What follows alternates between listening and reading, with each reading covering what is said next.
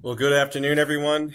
Chris, the principal, here with you on another beautiful autumn day to discuss the happenings of Clown World. I am Chris, the principal. I am a principal at a cutting edge private school where we teach a lot about critical thinking, and I'm a firm believer in classical education.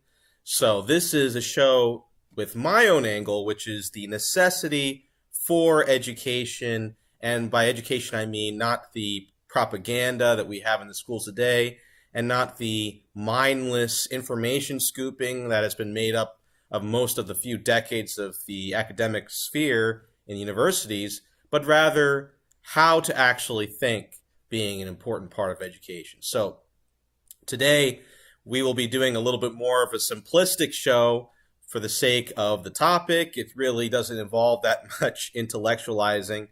It's just more of a recap of where we have gone as a society in what we consider to be education.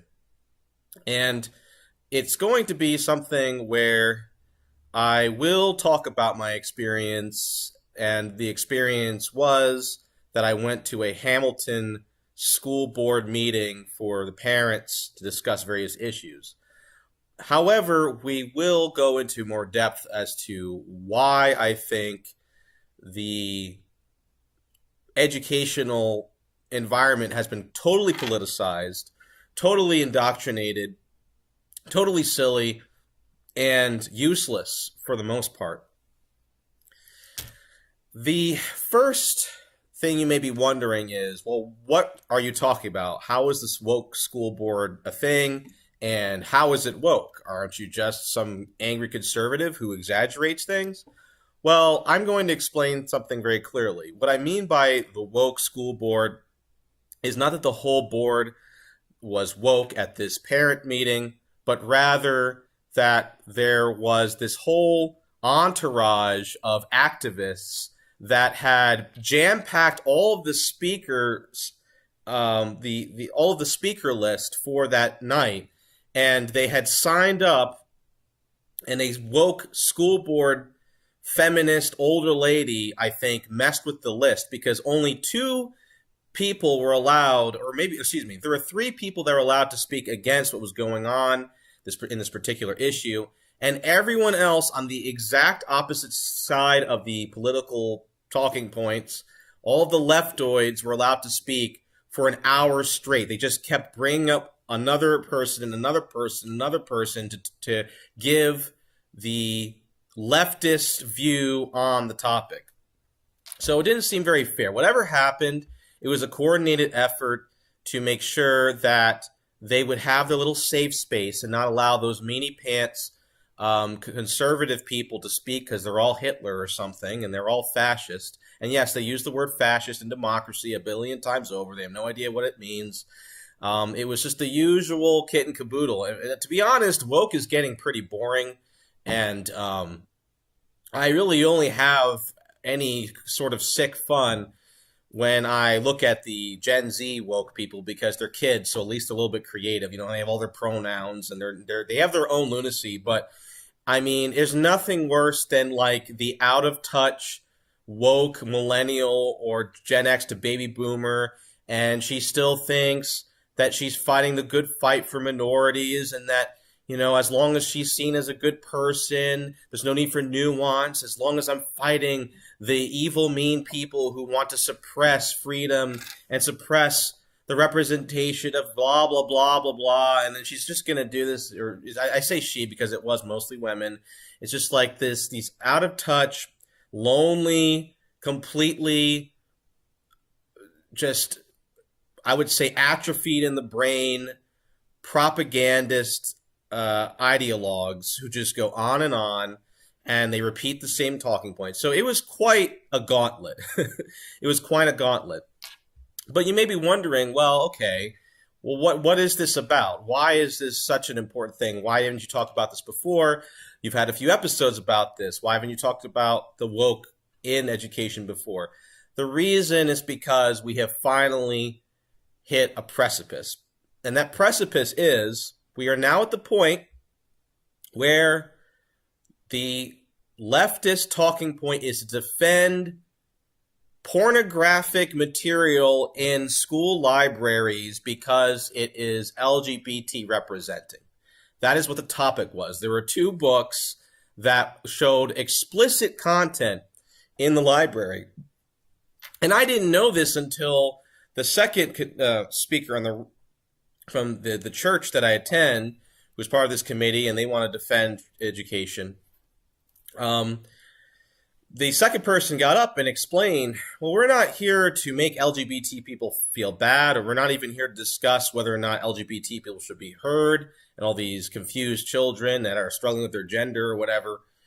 We're talking about two books that show explicit content to children that are published for schools in the library. That's what it was about.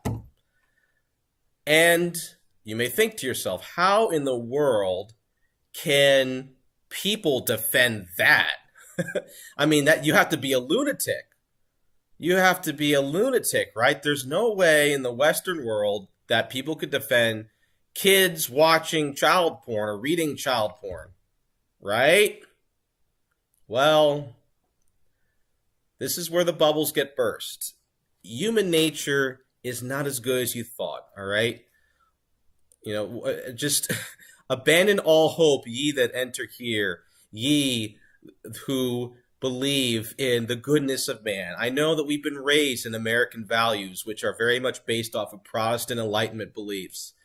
I'm sorry, folks, I'm the bearer of bad news, but we really aren't that different from the ancient world. It was a big joke. It was a big, arrogant joke. We were raised on a lie. And I'm telling you this now because the more you associate yourself with the reality of human nature and how selfish it can be and how it will do anything for power, it will betray family and friends and their own children. It will do anything to try to fulfill that insecurity, especially when the culture has gone purely into selfism and narcissism and your own truth being supreme.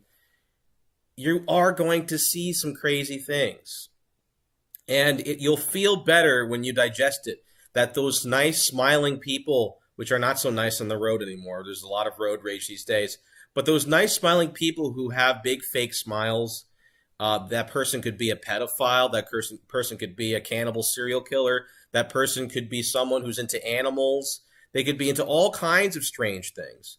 But I don't want you to think that the world's ending. It could be. I mean, I don't know.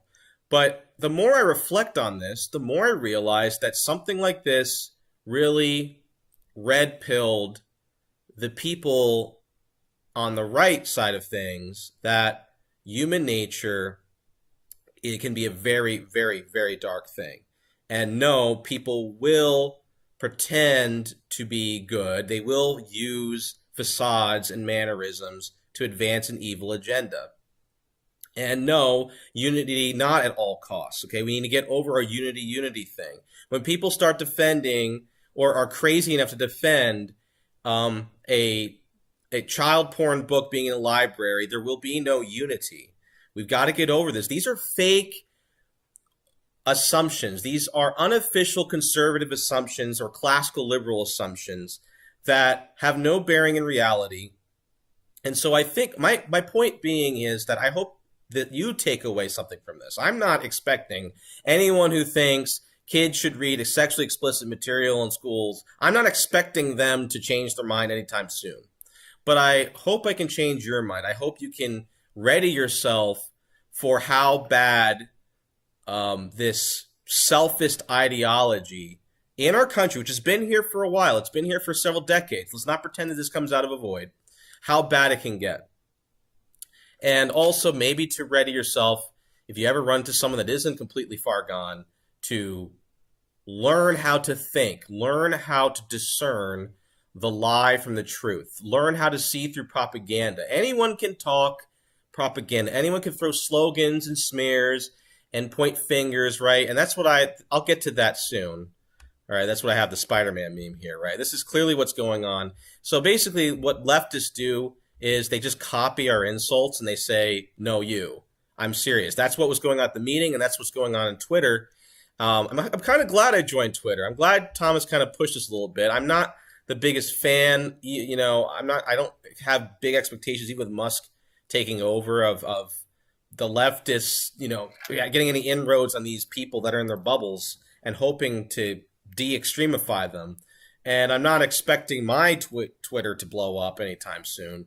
But I'm kind of seeing now that as much as I hate looking at Twitter and all of these mental midgets on there and propagandists and paid off strange people, I'm seeing now where the leftists are coming from. Okay, let's get liberal, everyone. All right, we're going to get liberal. Okay, all right. Now you have to put yourself in the mindset. You see, the problem is you can't. Another reason why we get disturbed is everyone projects a little bit, okay? We project our critical thinking, if we've been trained to do so, and our objective moral values onto people that a lot of the time haven't done that in their entire life. I mean, the bad parenting begets really bad parents. We're there. And you have to now acknowledge that there are people that are not raised by a mom and a dad, or a good mom and a dad, and they literally are never disciplined from childhood and are never put in check. They don't feel consequences. So you have these little monsters that are now adults here.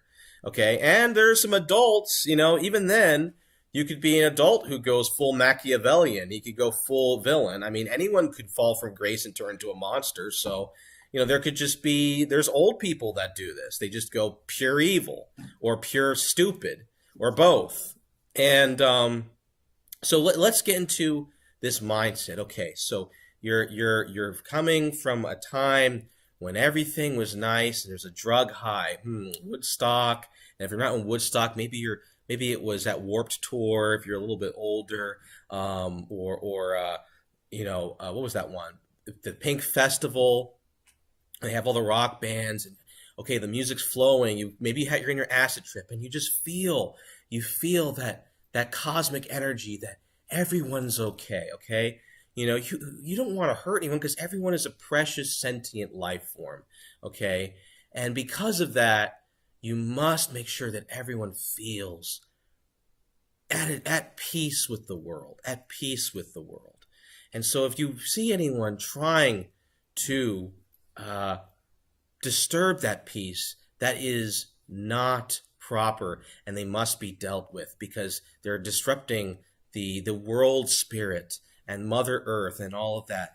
And we can't forget the civil rights movement. The civil rights movement where we finally came together and we stopped being racist Democrats, and now we're good Democrats who want to help black people.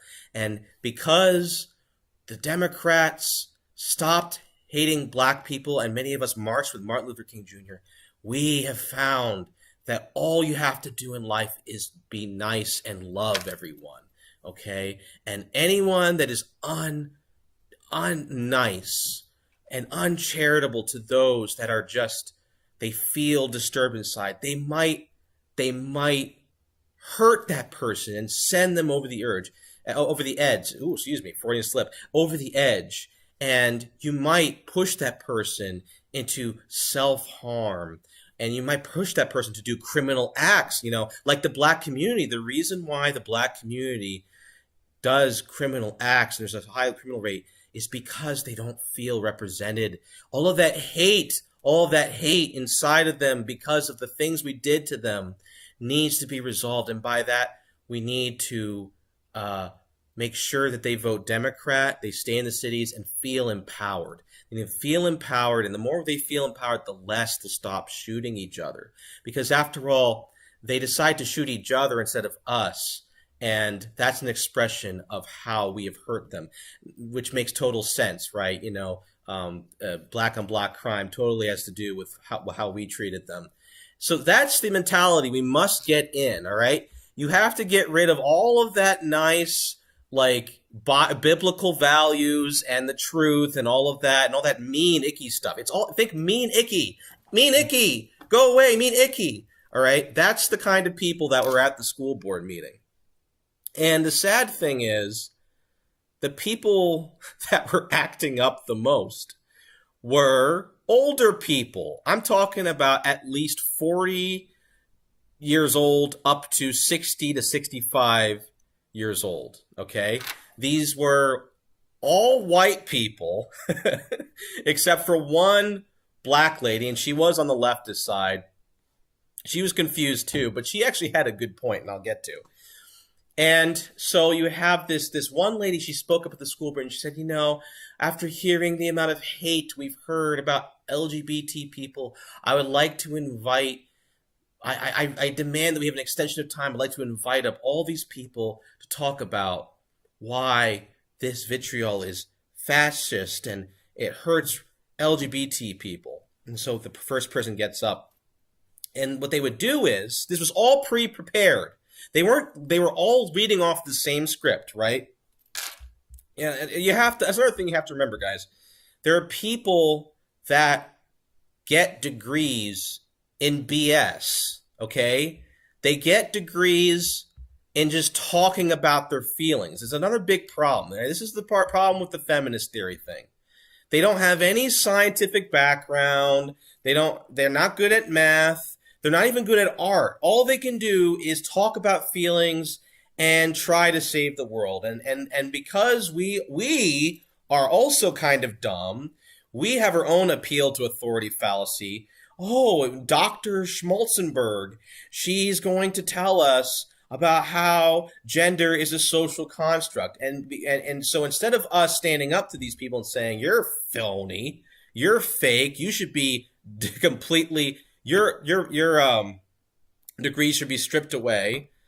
We kind of mush it all together. So it is kind of on us. We have lost our sense of details. But these people have gone throughout their entire life in this emotional fog thing. And it's been a problem for some time.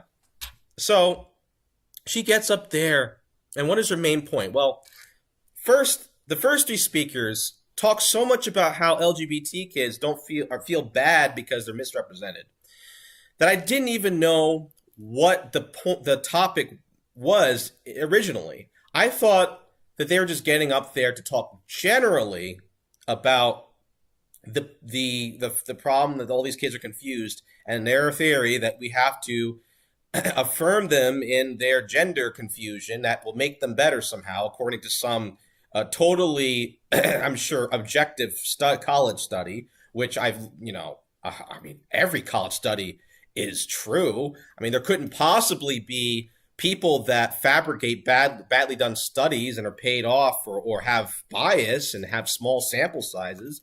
There couldn't possibly be studies that have been purely made up. You can just check out John Stossel's YouTube channel about that. And the colleges accepted it without looking through it, and that we have a sort of weeding out problem going on with these in these social science departments. Couldn't be that. No, they had this study. They would constantly hit us with 40% of children that commit suicide in the LGBT community committed because they weren't heard, and they felt bad about themselves. They weren't heard, and they were misrepresented. That's interesting. I've heard that study before, and I don't remember that particular study making any scientific claims other than just theorizing. See, again, these people don't know how to read papers. So you mean to tell me in one of the most complicated things ever, human consciousness itself, people killing themselves who believe they're not meant to be in their physical body, the only reason why that's happening is because we don't pat them on the back enough?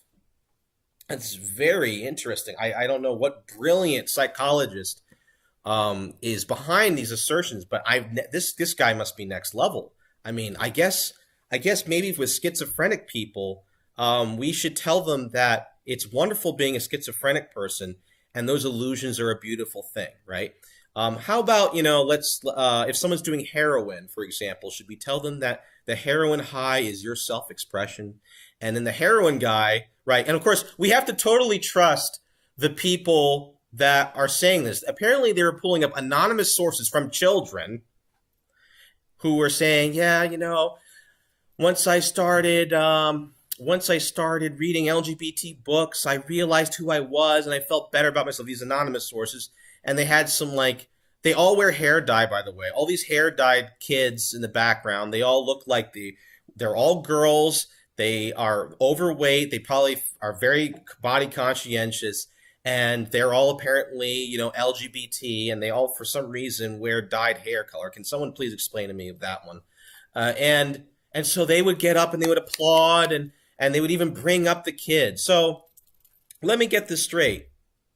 We are now using impressionable young teenagers raised on the internet as our sources to back up our claims to have a child pornographic book in the school. um, oh, it looks like the chat randomly disconnected. Okay, we're okay. Good. So that was the first contention, but we're not done yet. There were more contentions being made by these geniuses. Oh, by the way, just to make it the best, the only man to the right, on the left side of things, was this guy who looked a little bit older than me with this creepy beard, a pot belly, and over like white pants and a jacket with long hair. And he was like, he had this sick grin on his face. He would make fun of the conservatives. And then there was another guy who came in randomly, some younger looking guy, some lawyer guy, some interesting lawyer guy who came in. Very interesting how he was so very professional with what he knew about the law. I just wonder if there are some people that are professionals getting involved in this woke movement. But so you had the guy who looked like he was probably checking out all the girls in the room. And then you had another guy who's just like some narcissist lawyer type person randomly coming in. But so you had all these feminists. They're saying blah blah blah. They feel bad. We need to affirm them in how bad they feel, and it's okay. Blah blah blah. Nicey nice. We need to all of that. Well, basically, this is the first big problem. We have multiple generations of wuss parents. So wuss, in fact, that one of them said that reading the book made her realize that she was non-binary. It's amazing. Some of them were librarians who were all feminist Karens, and they all were, oh, it's just so terrible. And so we now have this new mentality that the children dictate, or the state, because it's also the state, the children dictate what is right and wrong, and their emotions dictate. And this has been a problem for some time. My mom once saw a mother be physically abused by her 9-year-old son on an airplane all the way through. And the mom just said, yes, honey, okay. The kid was slapping and hitting her and calling her the B word. And this was back when, I would say this was about 20 years ago. So this has been going on for some time. And this is the problem when you have this single mother thing going on, right? Or a father who just has no say in anything. There is no sense of this is right, this is wrong. I don't care what your feelings are. This is either going to hurt you, or you're a monster and you're going to hurt other people, or both. So it's gone. It's now gone. There's now a large population of people that are headed for absolute insanity. They're already there, to be honest, because they have no sense. The sense is gone completely. Okay. And let me just, sorry, give me 1 second, guys. I just realized my battery's dying very quickly. I don't know what's going on here, but I'm going to plug in my computer. Okay.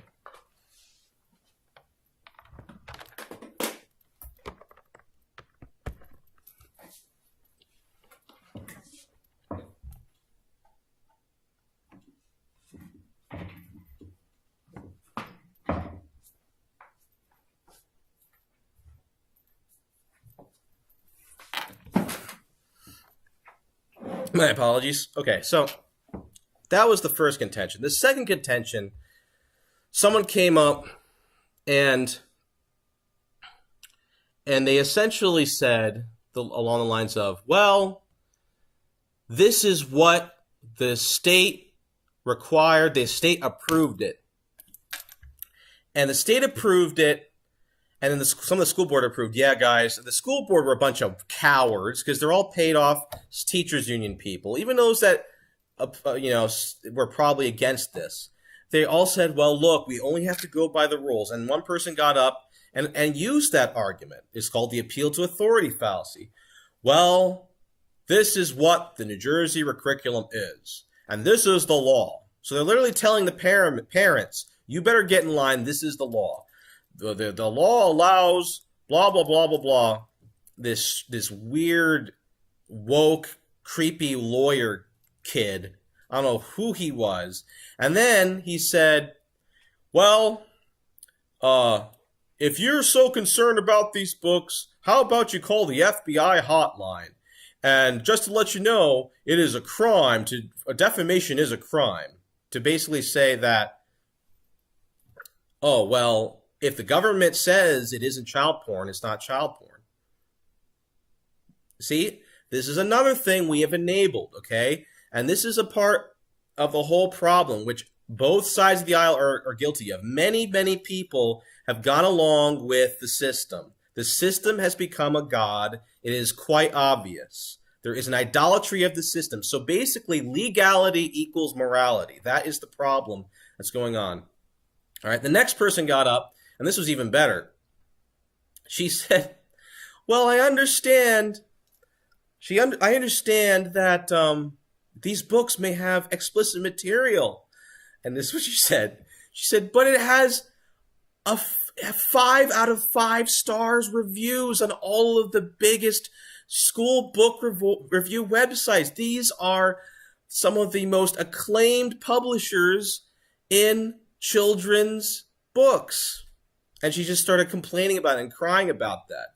How could it has 5 out of 5 stars? At this point, it's like when you start hearing this stuff, you really is this a troll? Is this someone who's trying to make a joke? But no, this is an actual person. That's her defense, okay? These are not Lincoln Douglas debate students. I'll tell you that. They're not. We're dealing with some IQ challenged people. So basically, appeal to ad populum fallacy. Basically, let's whatever the people say is true. If the moon is cheese and we all vote 5 out of 5 stars that the moon is cheese, best cheese I've ever had, therefore the moon is cheese. That is basically her logic. Okay, let's go to another one. All right, then the last person that came up, and I'm cutting through a lot of people because a lot of people just repeated the same thing over and over again. I really wonder if some of the people on the left knew what it was about themselves, because the points weren't talking about how the book, it's okay to have porn in front of kids. The book, they're really just talking about, oh, feel bad for the gay kids and the non-binary kids and all, because we have to support them, yada, yada, which is still stupid, but a stupid mentality. But I don't, they kind of were shying away from it. I think they have a sense of shame still, maybe. It might not last very long. But it just seemed as if it was all sophistry. It was all deflection and smearing and projection and a lot of finger pointing. But okay, there was one more before I get to the big one. Okay, so then this is something that's on Twitter all the time. If you're on Twitter, you'll see this. So this one person got up and she said, I'm just so sick of being called a groomer for blah, blah, blah, for helping LGBT representation and making them feel better. And, well, she said, well, you guys, and then she talked about how people groom kids into religion. That's the new one on Twitter, right? And another guy came and said, "Yeah, you're all grooming. You all force your kids to go to church, don't you? You know, lazy, right?" And so that's the current level of thinking process. So now we have to conflate terms, and that's another thing they have to do. They have to constantly redefine terms so that no one will catch what I'm doing. So now raising your kids in a religion is grooming. Because you called me a groomer, I have to call you back a groomer. It's because putting porn in front of a kid and it constantly talking about sex every weekday is equal to sending them to church 1 hour of church a Sunday. And who does that, by the way? Do you know how many people don't even show up to church? Do you know how many Easter and Christmas only people are there in the Catholic Church? Pretty much all of them. Like, there's not that many. If you want to call it grooming, I mean, is that really the most popular form of grooming going on? Let's be real, all right? We're not living in Christendom over here. It's quite clear. It's quite clear we're not. But that's a bald-faced lie, okay? Grooming is a very specific brainwashing technique someone does to mind break a child. It is not the equivalent of saying, look, we want you to believe in this, and you go to church 1 hour a week, and for the rest of the week you go to a secular public school which teaches you opposite thing, and you also have the internet. If anything, the conservative values barely get any time to be looked at by the kids. It's not encouraged at all. So that's just complete fabrication and messing with the English language, as they usually do. But, another one you'll see is Second Amendment. They put up pictures of families with guns, and they sometimes have the kid hold like an unloaded gun and say, "Groomer, you see, you're grooming your kids into a value." I mean, it's so ridiculous, right? It is so ridiculous the lengths that they will go to win. The last person who got up, there's this black lady who was not a good person either, but she did say something interesting. She said that there was once a pornographic book in the 70s or 80s and involved a horrible incest situation and some crazy parent.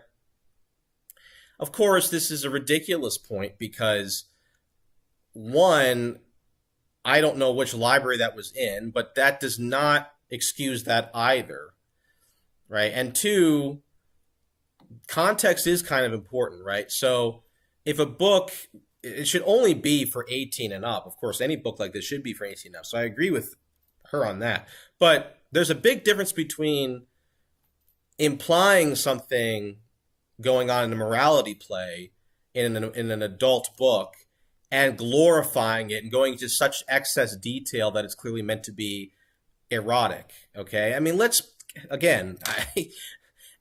but this is where there's the other kind of leftists. There are these leftists who know they're wrong, but their intellectual pride will not give up. That is the other big problem. It isn't just stupid people, it's pride and intellectual pride. They will stick it to the conservatives all the way down to hell. They will stick it to the man all the way, even if it ruins their life. You know, the Soviet official who created the gulags said, I think Solzhenitsyn mentions this, that they could brainwash people or radicalize people to such a degree that they could lead them into the gulags and tell them that they killed people in the gulags, and the person that they indoctrinated would not believe them. They would think that, oh, you're just testing me. That's not true. They could, only maybe if you beat them up, put them on the ground, and put your boot on their neck, they might believe that something is wrong with you. Okay? Maybe. So this is very dangerous. I would say it's not the strongest movement going on, the woke thing, and I'll explain later. But it is still very dangerous, and I really think that we cannot underestimate how far pride and mass psychosis can go. All right, this is the nitty gritty. This is why you study history.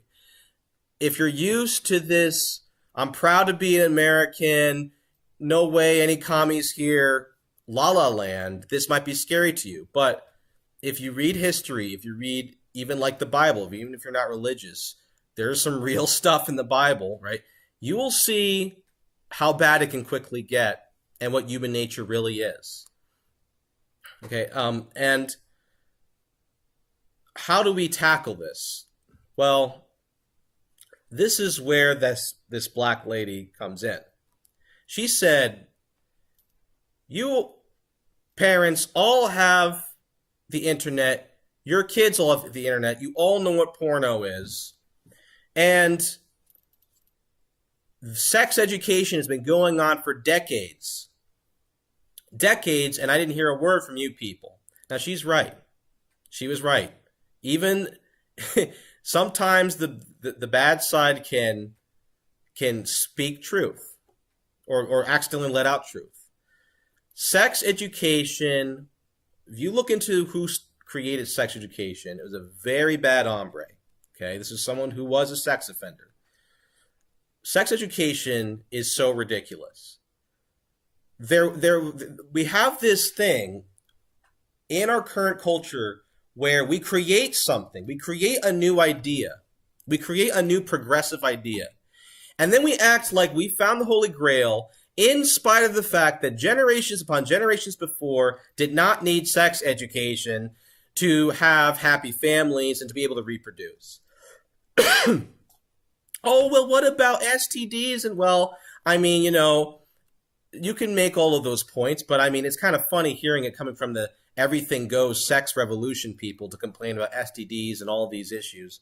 I mean, and rape, okay, well, rape and domestic issues, that's already a crime. I mean, what are we supposed to do? Like, we're supposed to traumatize the kids, tell them that rape is real. I'm pretty sure they know what that is. I mean, it's not like we have any sense of holding back anymore. So, but she was right. She was right.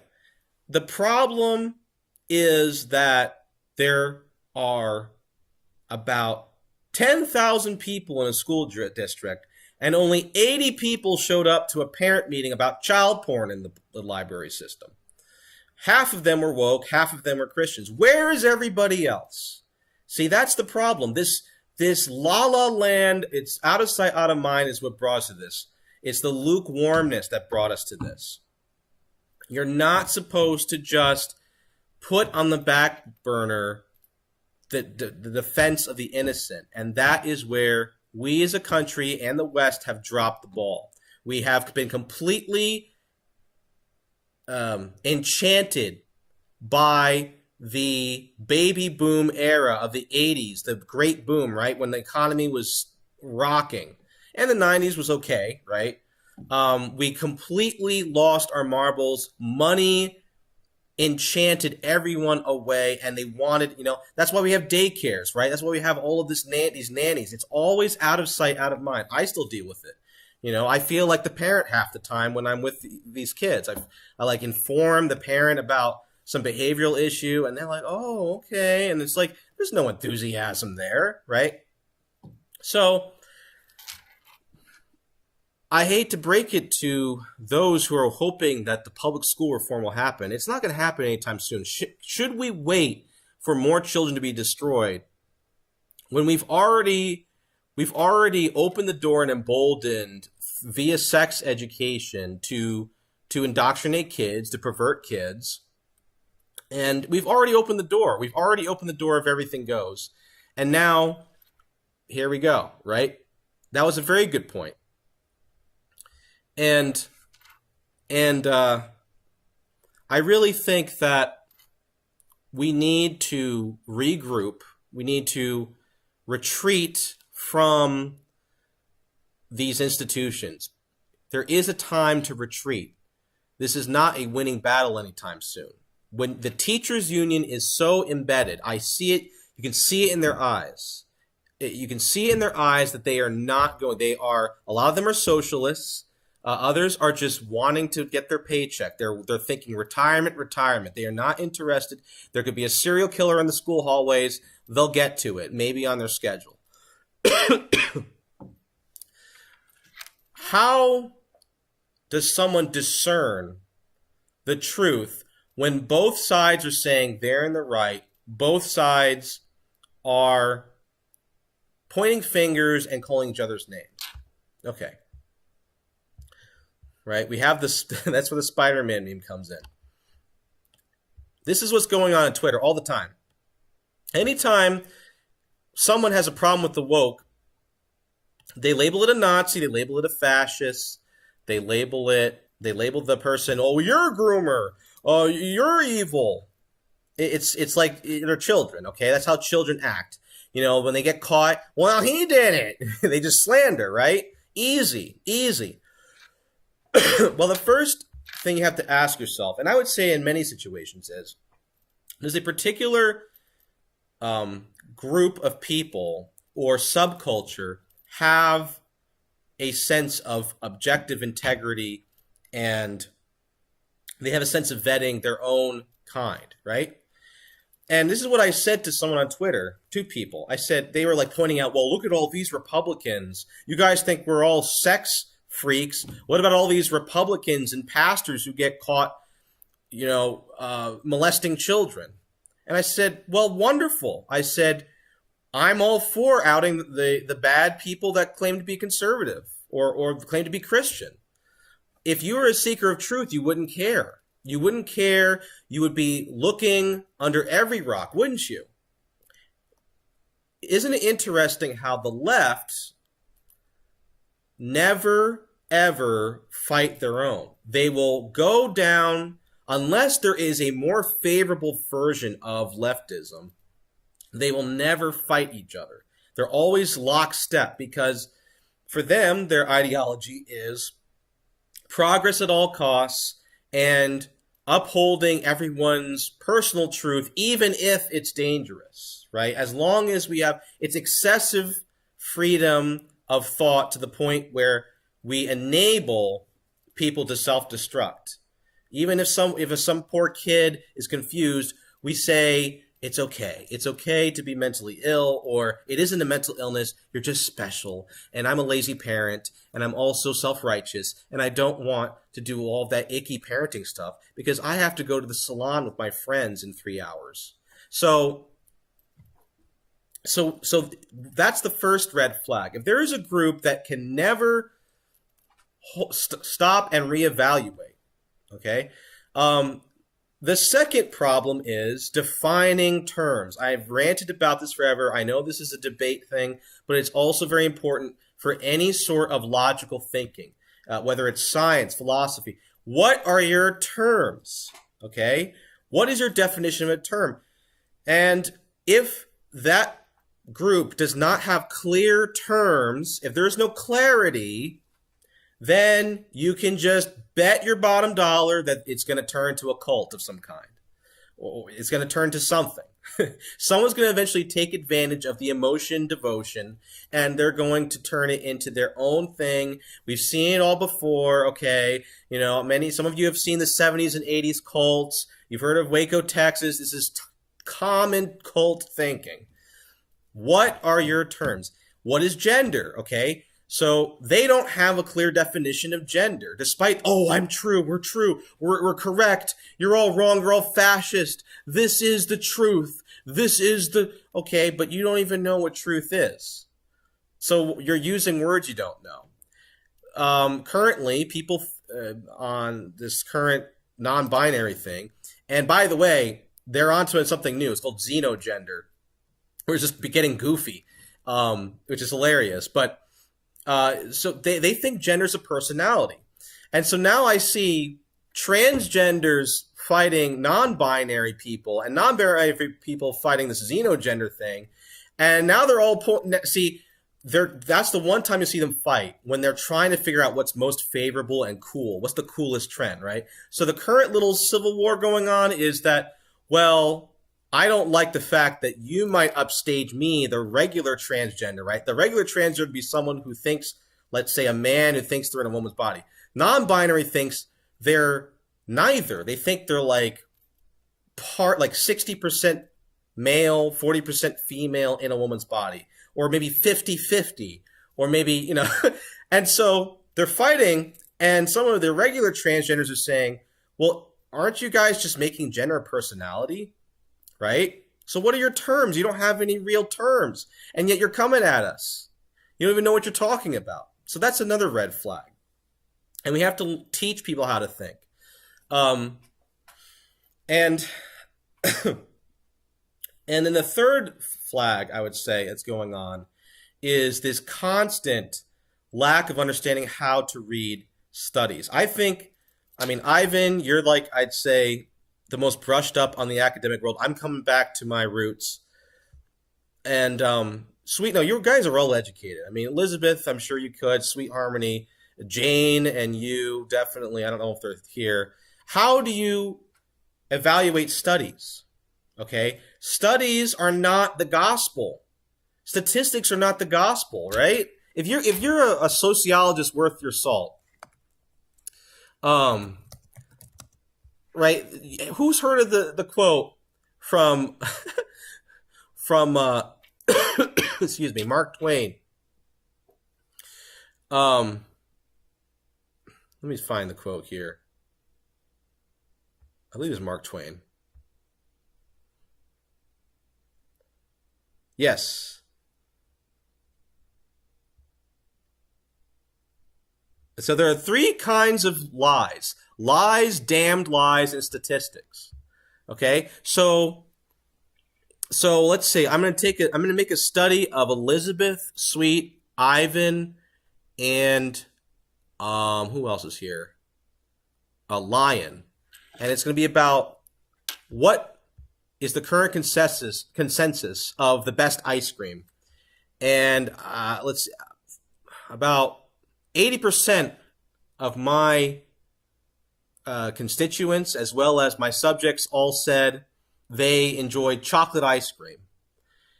Therefore, as I published this study without any cross-variant analysis, no one knows what that is. Therefore, chocolate ice cream is the cure to depression, because we have studied about 7 out of 10 people enjoy chocolate ice cream, and it says it makes their day feel better. So everyone should have exorbitant amounts of chocolate ice cream, is my conclusion, every day, and this will cure depression. So that's my study. What can you say about my study? I got a study, right? Chocolate ice cream. I identify as a chocolate ice cream gender, and I also think that health at every size is the way to go. So I'm going to eat my chocolate ice cream, guys. Ain't nothing you can say. What's wrong with that? There needs to be some humbling with these crazy, kooky studies that are constantly being churned out. It is not the end-all, be-all. A study cannot replace a simple ontological or common sense truth. A simple, deductive, logical claim clowns any study. I don't care what study you throw at me. If you have a study that 8 out of 10 people think bananas are apples, I don't care. You are out of line. Studies are inferior to basic logic and objective proofs in logic, philosophy, and science. You got to get this straight, and we have to learn. I know it's a lot of hard work. I'm teaching my debate students this. Don't just let them do their studies. Statistics say, studies show. Okay? You've got to learn to be able to go there and critique that. There are always, when you really look hard enough, there are always studies that counter the other studies. And then you have the Spider-Man effect here, right? You have 2 different studies. Well, I guess we just throw up our hands in the air and say, well, damn it, looks like there's 2 different realities happening at the same time. Not possible. You cannot have 2 ultimate truths going on at the same time. That is a logical fallacy. All right, we need to brush up on our Thomas Aquinas. We need to brush up on all different kinds of other speakers that have contributed. Cicero is a great one for politics. There's just we need to read The Prince by Machiavelli, right? I mean, that is a founding work, and it's all about how optics, and people can lie and manipulate their sense of goodness, how people can pretend to be good. Not every That's another red flag. A group that thinks everyone that says they're good is good. Whoa, what is going on in our heads? Including children, by the way. That's another problem. Why does every parent these days that I run into assume a young person is like this little cupcake who can't have a nefarious agenda of their own?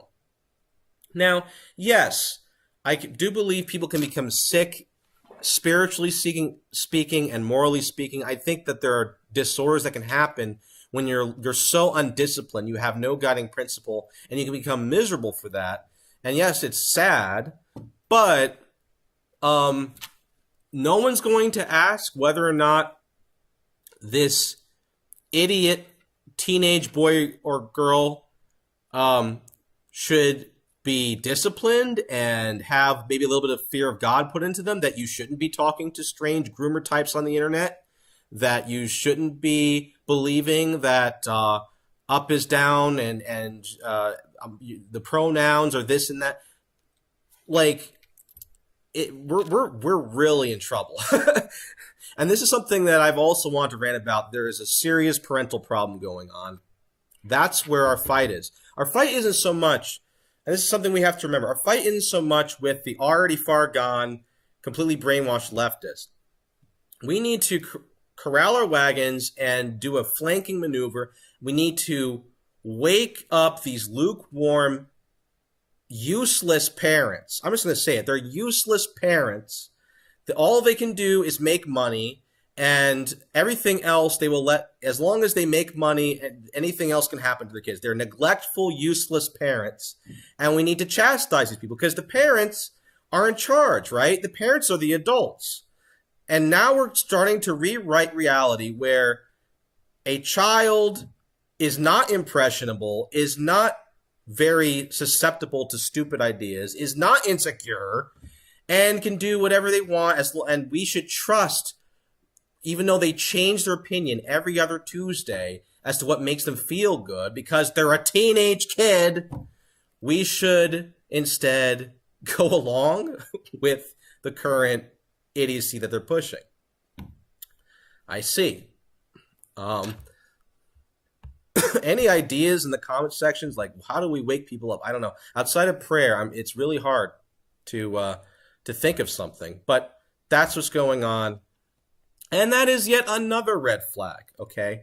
Another red flag in a group which claims to be self-righteous and true is if their opinion changes every year.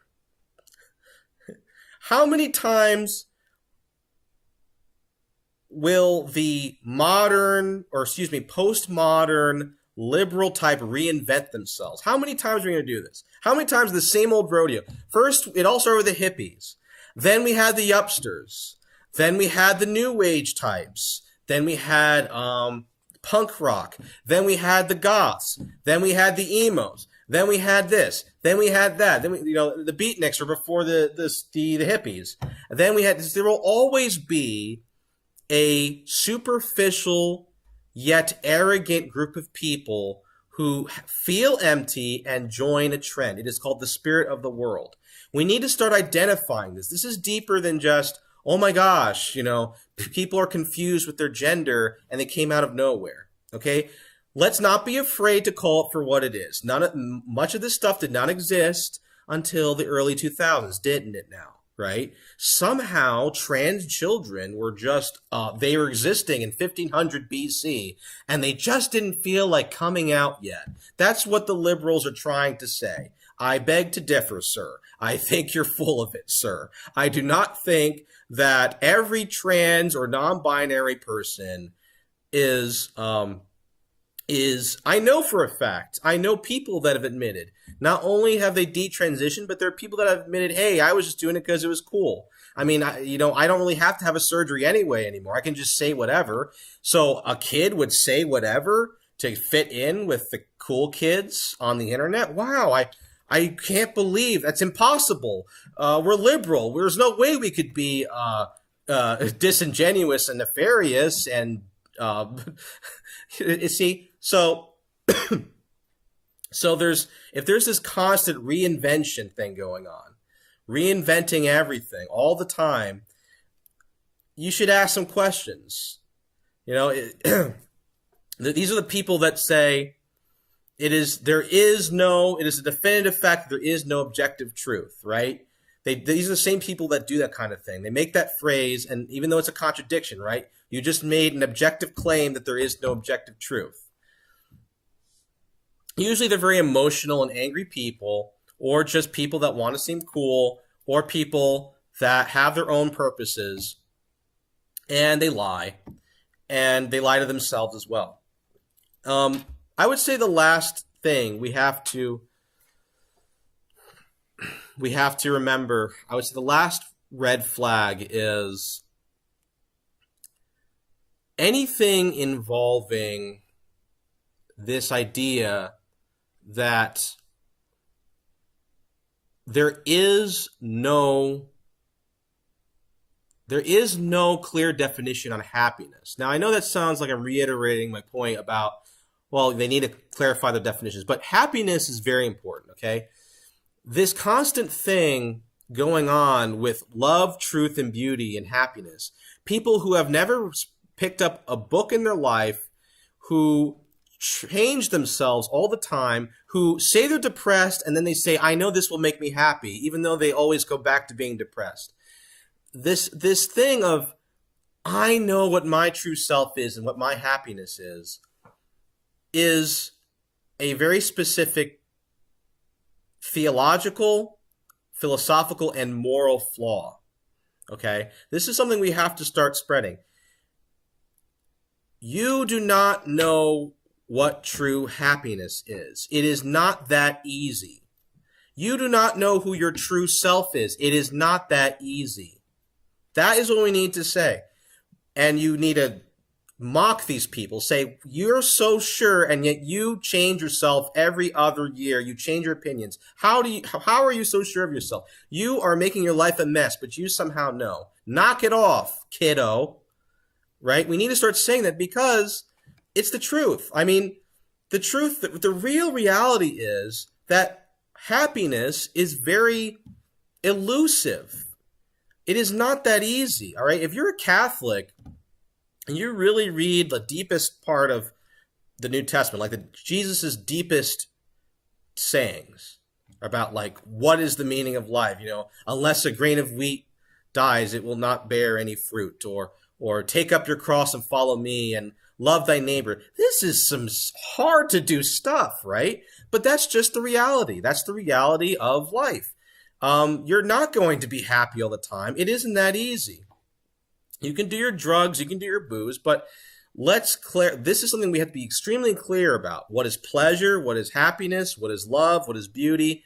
Because it's not that easy. I'm not happy all the time, okay? What is this? And this is part of like the pop psychology model of thinking, which is completely made up in the last 30 years. It's not anything that deep or profound. People just assumed, oh yeah, well, you know, you're just going to find out who you are and you're going to be happy, you know, do your quick little 5-year find yourself thing. There's no basis for this. For thousands of years, wise men in China, India, Greece, and the prophets of Israel and mystics and people in the desert and all of these people for thousands of years have struggled with what is man's place in the universe. And you're smarter than them, apparently, even though you suck at it. So I think that's the particular thing we need to really focus on. All of this is not being taught in the educational system. Please reconsider this educational system. Please stop taking taking for granted this infallibility of these experts and educational people. They don't know what they're talking about. I could talk circles around them, and I don't have an education degree. Okay, education degree apparently means nothing. I don't know what's going on in those schools. So that's my little rant. I hope you enjoyed it. I hope it helped. And I'm going to check the Q&A. So Ivan and Liz are lighting up the chat.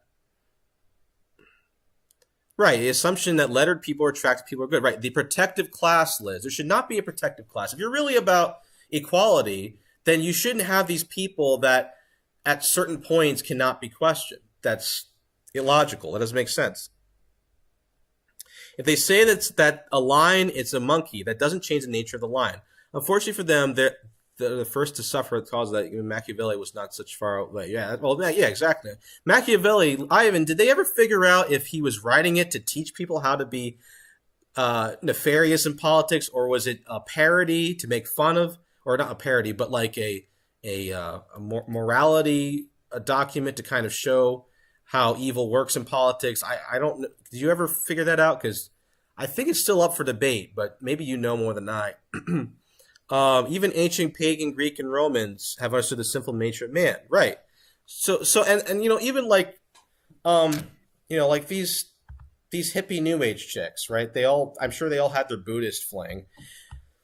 Little did they know that in India there's this big discussion, right, about everything's fluid, right? Jainism was a religion that Mahatma Gandhi belonged to. I think he's the most famous Jainist of history that we know of, a public figure, and they had this thing. If you study Indian religion, and if you know a bunch of hippies, you're going to hear this phrase: non-duality. Non-duality is always thrown around. In Greece, they had a similar thing. You had the skeptics versus the Stoics, and you had the Synicists, right, and the Epicureans. But basically these two factions were fighting over what non-duality means. In Indian religion, you have this idea that because things can be like an illusion, and because all is one, and there's this whole karmic cycle, you can kind of exist and not exist, right? They have a very interesting idea of what metaphysically is true and what isn't. Can something exist at the same time as another? And so basically the Jainists were trying to say that ultimate enlightenment, it's like you reach this level. For them, you reach this level that you become completely impermeable to all suffering. It just flows right through you. You're totally cool, man. Nothing bothers you. You don't even eat. They sweep the ground in front of them not to eat bugs. Don't hurt any sentient life, and all is one in this one conglomerated thing. And morality there's always a different angle to morality. It's been done before. All of this woke stuff has been done before. And the Buddhists said, if what you're saying is true, then a chicken and excrement are the same thing. So why not eat excrement for food if everything is the same, right? So if we're so fluid, if the gender is so fluid, for example, then why do all these gender fluid people still have one night stands? And, and I'm serious, this is going on in college. My brother spilled the beans on this, right? So this idea that everything can just be this, relative thing, it doesn't line up. You need to touch grass. You need to go outside. You need to exercise, feel the pain of your heart beating for the first time and you struggling to move. This is modern convenience underneath a lot of this delusion.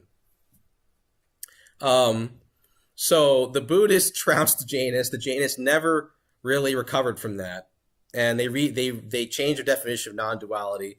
But not that I believe in any of that. But that's my point. All right, this is nothing new, and the conservatives need to learn how to argue. Don't get angry at them.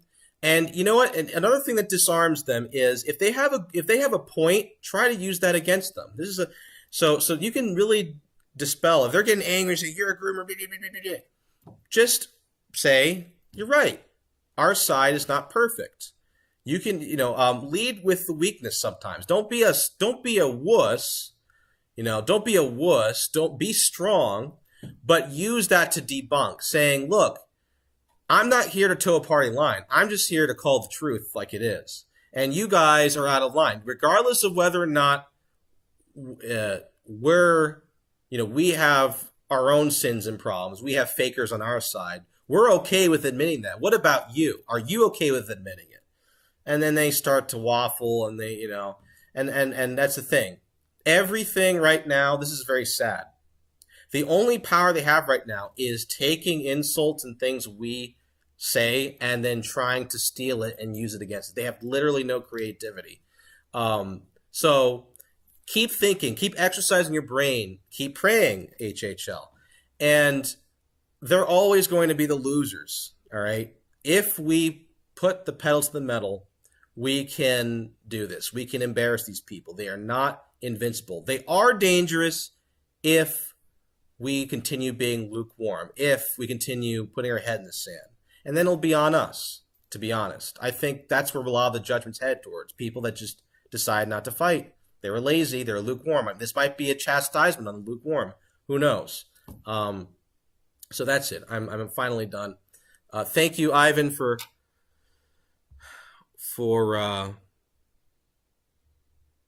coming out. Thank you for all the quotes. And please, telegram me if you ever have any ideas of your own. I always appreciate your feedback. Take care.